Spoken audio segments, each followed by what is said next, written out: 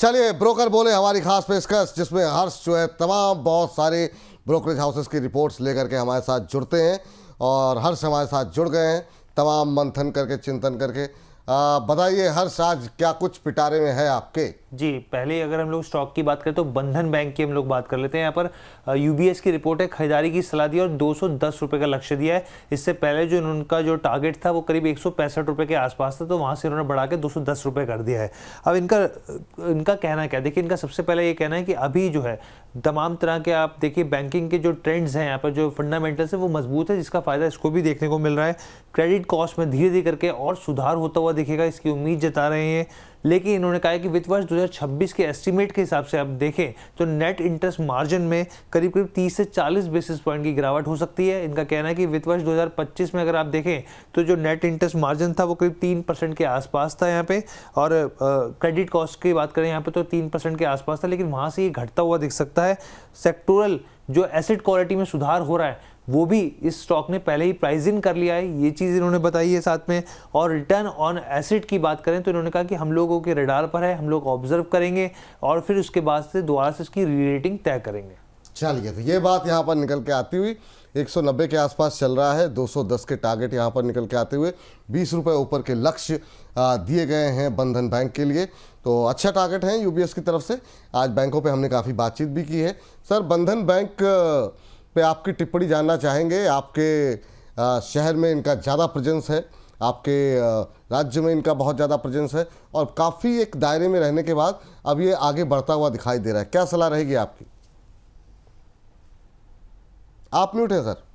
था आईपीओ आने के बाद ना, अभी भी टेक्निकली देखा जाए तो मतलब लास्ट 6 to 7 ईयर्स पे अभी भी 6% भी रिटर्न जनरेट कर नहीं पाया।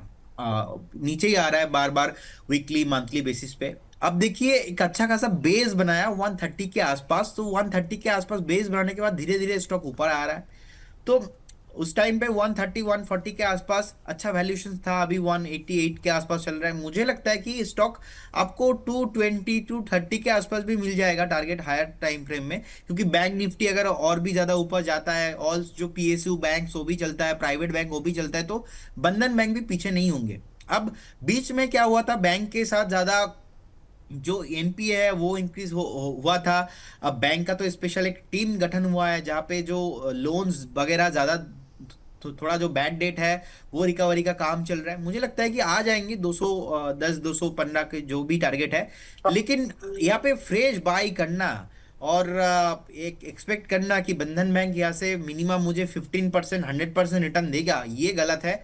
बैंक का रिसेंटली सीईओ भी चेंज हो चुका है। पहले तो जो सीईओ थे वो चेंज होकर अभी पार्था प्रतिम सेनगुप्ता जी अपॉइंटेड हुआ है। So no doubt management change हुआ है और मुझे लगता है कि कमिंग फ्यूचर में ठीक ही होने वाला है। लेकिन वही है सर, इतना नेगेटिव रिटर्न दिया है, इसका मंथली बेसिस पे स्ट्रक्चर अभी भी खराब है, तो इसीलिए मैं रिकमेंड नहीं देता हूं बैंक को, कॉल नहीं देता हूं। लेकिन मुझे लगता है कि 220 210 का जो टारगेट है वो बहुत जल्दी आने वाला है। ये बात यहाँ पर निकल करके आती हुई चलिए आगे बढ़ते हैं। ये तो बंधन बैंक पे बात हुई। अगली कंपनी देखते हैं कौन सी हर्ष लेकर के आए हैं सैकड़ों रिसर्च रिपोर्ट को पढ़ने के बाद। बताइए हर्ष। जी, आयनॉक्स विंड की हम लोग बात कर लेते हैं यहाँ पर। और आयनॉक्स विंड की रिपोर्ट आई है यहाँ पर, मोतीलाल ओसवाल की तरफ से खरीदारी की सलाह दी जा रही है और 210 रुपये का लक्ष्य इसमें भी दिया गया है। अब इनका देखिए बेसिकली यहाँ पर हम लोग अपने व्यूअर्स को बता दें कि जो ये विंड एनर्जी की इंटीग्रेटेड कंपनी है, यहाँ पर आप देखिए कि पूरी basically end to end solutions देती है। चाहे आप इसमें आप मेंटेनेंस की बात कर लीजिए, चाहे आप इस्टेब्लिशमेंट की बात कर लीजिए, या फिर यहाँ पे प्लानिंग की बात कर लीजिए। अब इनका ये कहना है कि 2 मेगावाट से लेकर 3 मेगावाट के विंड टर्बाइन जो हैं वो ये जनरेट करने वाली कंपनी बेसिकली बनाती है। इसके साथ ही वित्त वर्ष 2025 तक यहाँ पे 3.2 गीगावाट की मजबूत ऑर्डर बुक देखने को मिली। सब्सिडरी की बात करें, आयनॉक्स ग्रीन एनर्जी के नाम से इसकी सब्सिडरी है, उसका भी अगर आप पोर्टफोलियो देखें तो वो करीब 5.1 गीगावाट का है, काफ़ी बड़ा पोर्टफोलियो है।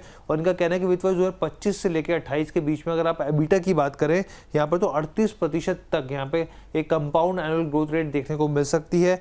विंड टरबाइन जनरेटर एग्जीक्यूशन के मामले में जहां वित्त वर्ष 2024 की बात करें तो ये जो एग्जीक्यूशन था वो सिर्फ 705 मेगावाट था, वहां से बढ़कर वित्त वर्ष 2028 तक ये 1.8 गीगावाट तक पहुंच सकता है।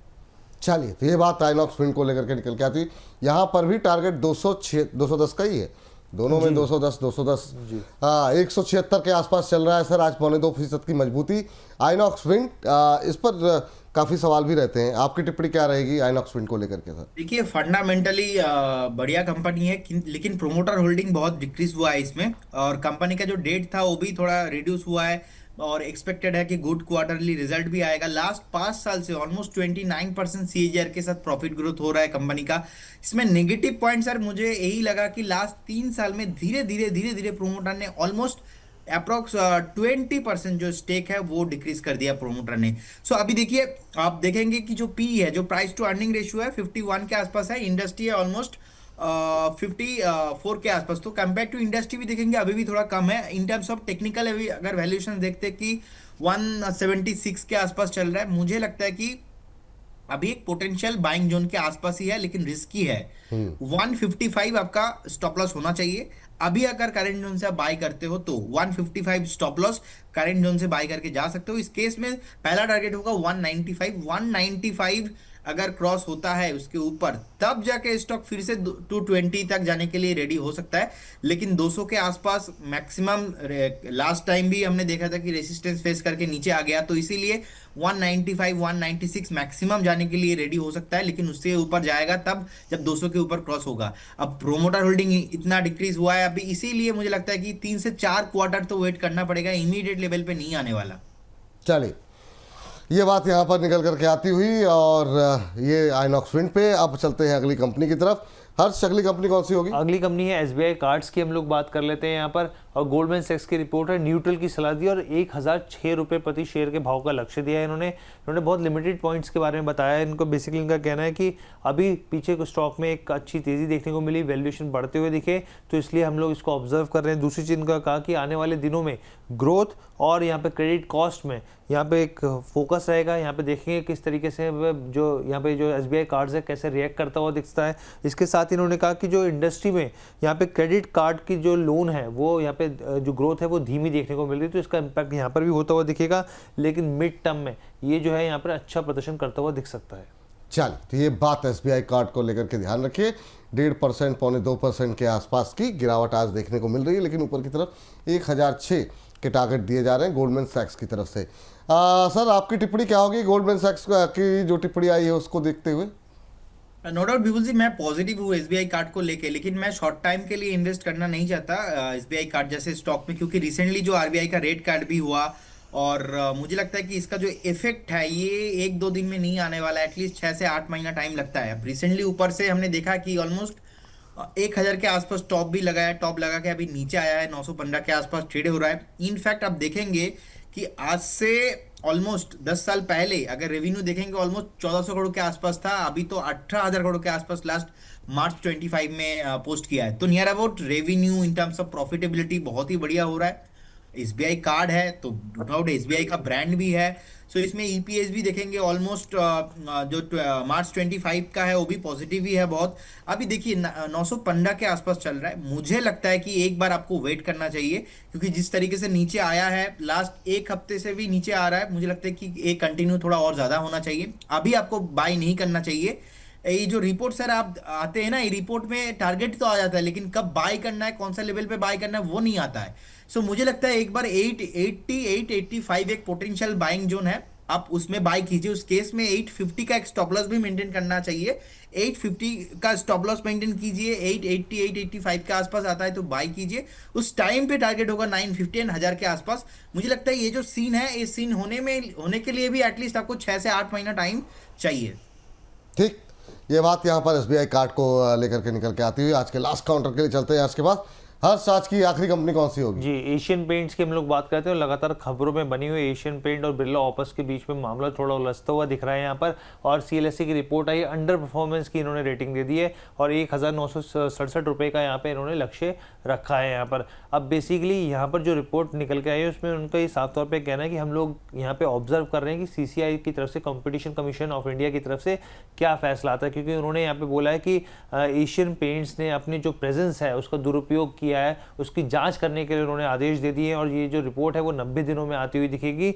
और यहाँ पर एशियन पेंट्स की तरफ से भी उन्होंने अपनी बात रखी है कि हमें अपने बात रखने का मौका दिया जाए। तो तमाम तरह की चीज़ें, और ऐसे में इन्होंने स्टॉक को अपने रडार पे रखा और 1967 का टारगेट दिया, लेकिन उन्होंने कहा है कि कंपटीशन लगातार इस इंडस्ट्री में बढ़ रहा है और ऐसे में मार्जिन जो है वो इम्पैक्ट होते हुए दिख रहे हैं कंपनियों के, तो ये ऑब्जर्व में रहेगा।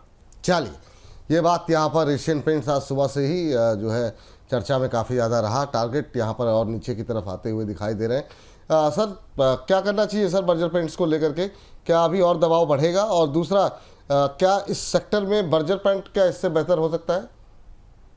सर देखिए, एक चीज लास्ट 20 साल से एशियन पेंट ने जितना रेपुटेशन बिल्ड किया है मार्केट में और जितना रिटर्न दिया है ना, मुझे लगता है अभी ये जो कंसोलिडेशन पैटर्न पे था ऑलमोस्ट 2650-2700 के जोन पे, वो ब्रेक होके नीचे आ चुका है ऑलरेडी। ब्रेक डाउन इसका मंथली बेसिस पे हो चुका है। अब ये चलेगा ना, मैं आपको ये इतना रिस्पॉन्सिबिलिटी लेके बोल सकता हूँ, बहुत मुश्किल है चलना इसके लिए। 90 डेज का जो उसके बाद का जो आउटकम है, 90 डेज तो बहुत एक जो है कंसोलिडेशन रेंज ब्रेक नहीं करने वाला है स्टॉक। सेकंड थिंग, लास्ट 20 साल का जो एक ट्रेंड लाइन था ना, वो ब्रेक हो चुका है 2700 के आसपास। वो ब्रेक होके अभी 2370 के आसपास चल रहा है। रिसेंटली एक बेस बनाया सर, बेस है ऑलमोस्ट 2220 से लेके 2240 के आसपास। तो मुझे लगता है कि वहां पे एक स्ट्रॉन्ग सपोर्ट के तौर पे अभी काम करेगा जिनके पास भी अभी होल्डिंग पे है। तो मुझे लगता है कि अगर उसके नीचे जाता है ना, तो उस केस में आप देखेंगे कि स्टॉक और भी खराब होते नजर आएंगे। अब स्टॉक का सर मंथली चार्ट खराब हो चुका है, वीकली चार्ट भी खराब हो चुका है, इसीलिए क्योंकि देखिए नाम तो बहुत बढ़िया है, एशियन पेंट्स ब्रांड भी है और बहुत सारे म्यूचुअल फंड होल्डिंग के साथ हमने देखा बहुत सारे म्यूचुअल फंड होल्ड भी करते हैं, बहुत सारे फंड मैनेजर भी इसको पसंद करते थे। इनफैक्ट सौरभ मुखर्जी जैसे फंड मैनेजर भी हमने देखा है कि एशियन पेंट जैसे स्टॉक्स में उनका जो बुक है, बुक के अंदर भी बहुत कुछ लिखा है। लेकिन अभी क्या है ना सर, कुछ स्टॉक्स का और कुछ नाम का ना एक जमाना रहता है, उसी टाइम तक वो चलता है। तो मुझे लगता है एशियन पेंट जैसे स्टॉक का ना ऐसा हुआ है। मैं इतना कमेंट क्यों कर रहा हूँ, क्योंकि मंथली ब्रेकडाउन है। ये मंथली ब्रेकडाउन इजी नहीं होता और एक महीने नहीं सर, 3-3 महीने का कंफर्मेशन है। तो कोई भी स्टॉक जो भी प्रोमिनेंट रिटर्न दिया है 20 साल से और 3 महीने का एक मंथली नेगेटिव रिटर्न तो चलो ठीक है, उसके बाद कंटिन्यूअसली बियरिश पैटर्न ऐसा जब होता है ना, उसमें कहीं ना कहीं सिग्नल होता है कि कुछ आने वाला है, कुछ प्रॉब्लम और क्रिएट हो सकता है कमिंग डेज में, फिनेंशियल चैलेंजेस और बढ़ सकता है। तो इसीलिए मैं बोलूंगा स्टॉक आपके पोर्टफोलियो में नहीं होना चाहिए। और अगर आप लेके जाना चाहते भी हो, फिर भी फाइनल स्टॉप लॉस होना चाहिए आपका 2240। और बर्जर पेंट सर, मुझे लगता है कि बर्जर पेंट का चार्ट बहुत ही बेटर हो सकता है इसके कंपेयर में। और बर्जर पेंट सर मुझे बहुत ही अच्छा लगता है। तो वही है, फंडामेंटल भी देखेंगे ऑलमोस्ट 68,000 करोड़ के आसपास मार्केट कैप है, ऑलमोस्ट 1180 करोड़ के आसपास प्रॉफिटेबल कंपनी है, 11,500 करोड़ के आसपास पर हम देखेंगे कि सेल्स भी है। अब क्वार्टरली सेल्स भी देखेंगे ऑलमोस्ट 8% के साथ ग्रोथ हुआ है। टेक्निकली देखा जाए तो अभी 589 के आसपास चल रहा है। मुझे लगता है कि ये कंटिन्यू होना चाहिए। नेक्स्ट जो टारगेट है इसका 640 तक जाने के हाई पोटेंशियल है। अब बर्जर पेंट को बाय करके जा सकते हो। टारगेट रहेगा 650 शॉर्ट टाइम में। 650 के ऊपर जैसे क्लोजिंग मिलेगा, मुझे लगता है कि 675 से लेके 680 का टारगेट यहाँ पे आना चाहिए। स्टॉप लॉस होना चाहिए इसका 555। चल ठीक, बहुत बहुत शुक्रिया हर्ष, बहुत बहुत धन्यवाद आज की चर्चा में जुड़ करके इतने अच्छे अच्छे शेयरों पे बातचीत करने के लिए और बताने के लिए क्या कुछ कह रहे हैं बड़े बड़े ब्रोकर्स। तो इसी के साथ ब्रोकर बोले को यहीं पे करते हैं समाप्त।